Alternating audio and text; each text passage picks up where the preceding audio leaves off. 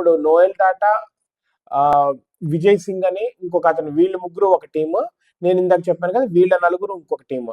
వీళ్ళు super board కింద వ్యవహరిస్తూ మెయిన్ చెప్పింది జరగాలంటున్నారు.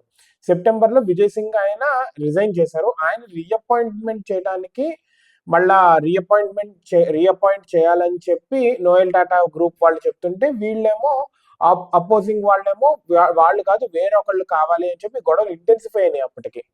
సో దీంతో గొడవలు అయ్యేసరికి మొత్తం అసలు మార్చాలి అని చెప్పి మెహ్లీ మిస్త్రీ అని చెప్పాను కదా. మెహ్లీ మిస్త్రీ ఎవరంటే కజిన్ ఆఫ్ సైరస్ మిస్త్రీ. సైరస్ మిస్త్రీ అనే పేరు వినే ఉంటారు.